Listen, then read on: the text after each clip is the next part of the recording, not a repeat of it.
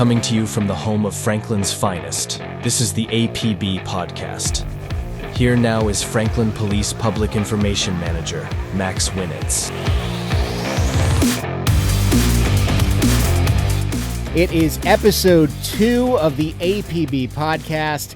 Hi, everybody. I'm Max Winitz, the Public Information Manager for the Franklin Police Department, welcoming you in. Hey, real quick shout out to all of those who tuned into our launch, our first episode last week, a sit down with Chief Deb Faulkner. We had a chance to look over some of the analytics, and we noticed that hundreds of you tuned in for that inaugural episode, whether that be the video version on YouTube or the audio version on, Apple, Spotify, Pandora, Amazon Music, you name it. Thank you so very much for making that first episode such a success. We feel the momentum. The momentum is building. It's going to continue this week and in the weeks and months to come. And as I mentioned, it continues today. Today, we're talking about Motorcycle Safety Awareness Month. We'll be sitting down with Officer Domenico Buffa, Dom, as we call him around here. Dom is assigned to the traffic unit. 90% of the time you will see him out on the street on his motorcycle. So he provides a lot of great information for all of you motorcyclists and all of you motorists who are traveling, in your cars, your pickup trucks, and how to watch out for motorcyclists, especially now when more and more are coming out with the warmer weather here to stay for the foreseeable future. Another thing about Dom is that he brings a really unique story to this podcast, and that has to do with the tragic loss of his brother, and he's going to talk to us a little bit about that. But for right now, let's get to the news. This was really a terrific story. We saw a lot of great feedback on this one. Several members of our traffic unit last week were able to escort a group of World War II veterans and JROTC students from Rossview High School in Clarksville. They were traveling from the Marriott here in Cool Springs to BNA, where they jumped onto a chartered plane and departed for New Orleans, going to the National World War II Museum. An unforgettable trip. It was fully funded by the Gary Sinise Foundation. We're proud to collaborate with that foundation on a lot of neat initiatives here in Franklin. And we were honored to play really just a small part in this meaningful journey, being part of this respectful, smooth send-off for these American heroes, these cadets. Officer Buffa, who I brought up earlier, Officer Joe Lacates, Officer Sullivan Tuck, all assigned to the traffic unit. They had the privilege of participating in this effort. And before the trip got underway, the three of them actually got to sit down and have breakfast with some of these World War II veterans. It was really, really a special day, especially for Officer Tuck, who is a military veteran himself. I know he was quite taken aback by being a part of that. So thank you to those three officers for doing that.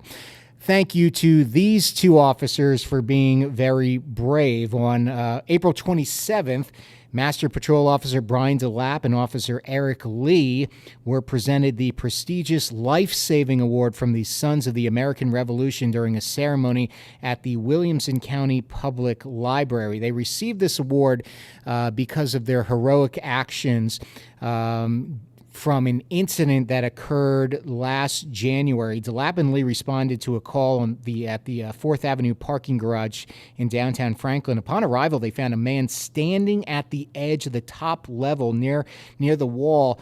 DeLapp and Lee tried to speak with him, and the man then suddenly climbed over the wall in an attempt to harm himself without any hesitation. DeLapp and Lee, they rushed forward. The man had already gone over the edge when the officers managed to grab onto his clothing. The officers fought to pull the man back to safety as he resisted. Despite the physical challenge, they were able to bring him back over the wall and secure him just in time. As Chief Faulkner put this, there's no doubt that these officers saved a life, and these two officers, again, were awarded for their heroism last week, or I should say Sunday, April 27th, by the Sons of the American Revolution. So congratulations to Officers DeLapp and Lee. And I should mention, too, as we talked a lot about last week, FPD, we are hiring. The deadline, May 18th. You can still submit your applications by going to franklintn.gov/joinfpd. When we come back, we will talk Motorcycle Safety Awareness Month with Officer Domenico Buffa. You won't want to miss it. Stay with us. Are you ready to make a difference in your community? The Franklin Police Department is seeking dedicated, passionate individuals who want to protect and serve in the South's most charming town. As a member of our internationally accredited team, you'll be part of a dynamic, supportive department that values integrity, professionalism, and community engagement. Enjoy competitive benefits, career advancement opportunities, and the chance to truly impact the safety and well-being of our neighbors. For more information, visit franklintn.gov/joinfpd. That's franklintn.gov/joinfpd. All right, welcome back, everybody. Max Winitz here with Officer Domenico Buffa, or I like to call you Dom. It's good to see you. Thanks for being part of the APB podcast. We were joking earlier that you are the second guest after the chief, so big shoes to fill. You ain't kidding. You're not kidding. You're one of our traffic officers here. Specifically, you are assigned to a motorcycle.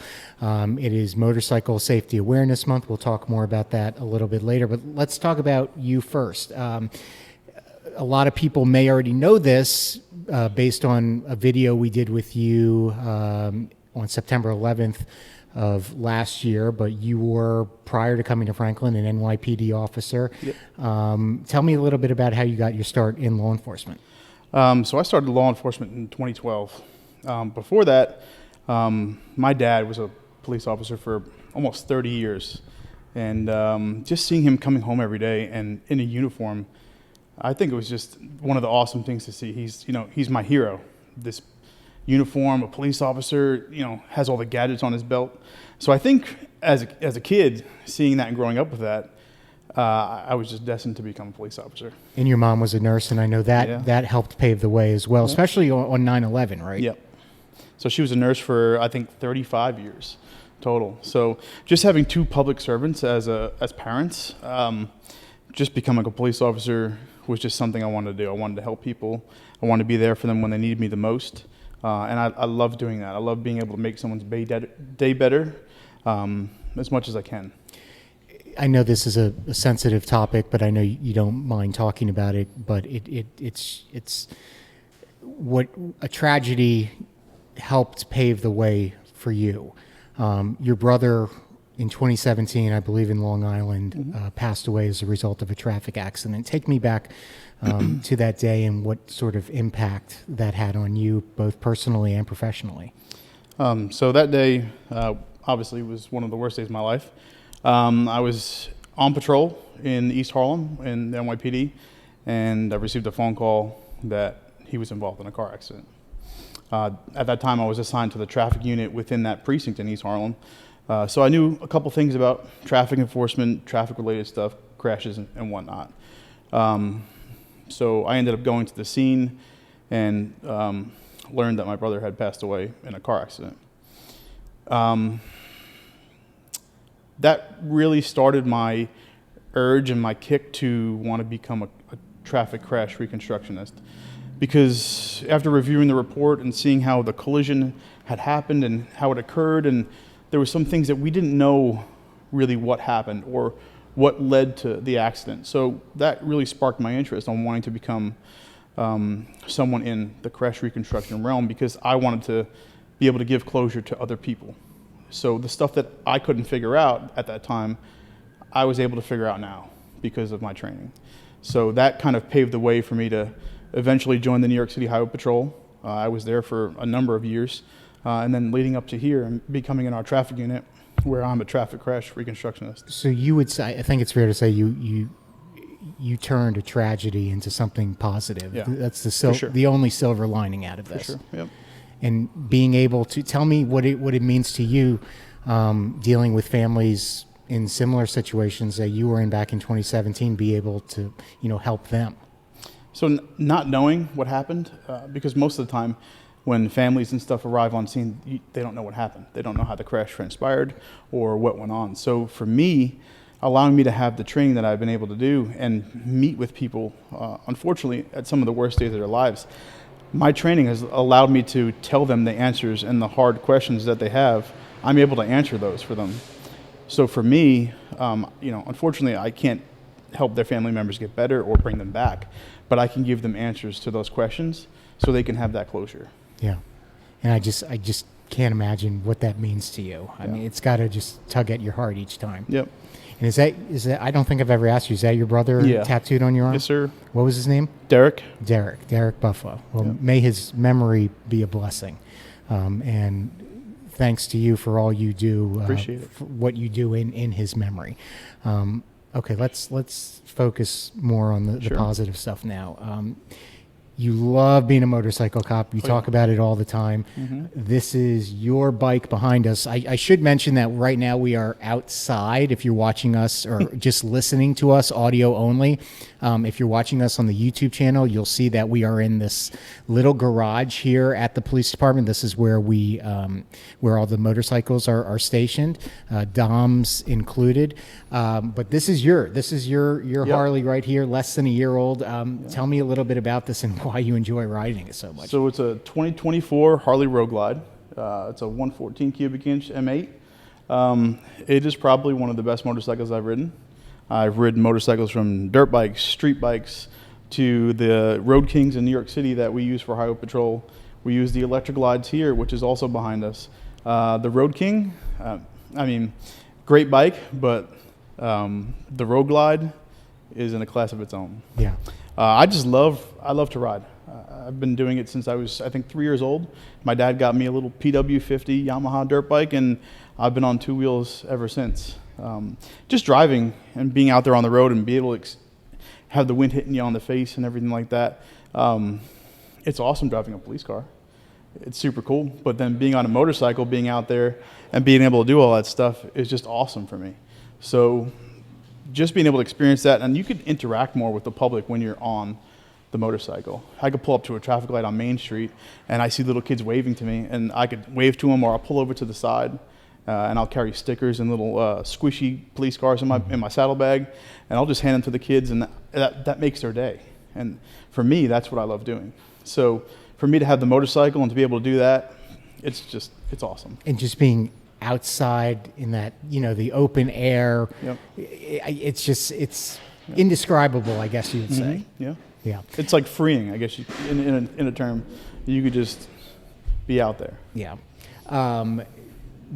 We also have a BMW motorcycle, which you have ridden before. Yep. But the Harley you prefer. Yeah, the BMWs, they are really good at like cone course work. You could dip them super deep into cones and you could spin around. It's really good for like metropolitan style work, and I know like Metro PD and THP are starting to use them.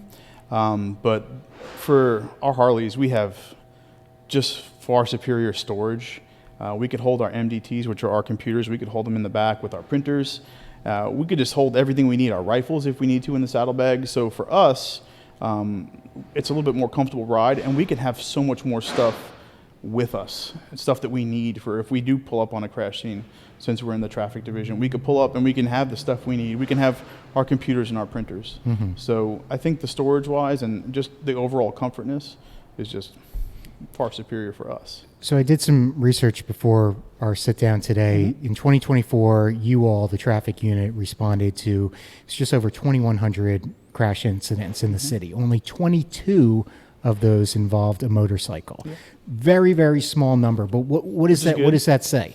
It's really good because we have a growing population here. I mean, we think we have over 100,000 people that live here and growing. But for 22 of those to be traffic collisions, that's really good. I mean, depending on what the situation was and how the accident occurred, that's a good number. But this is now the time of year when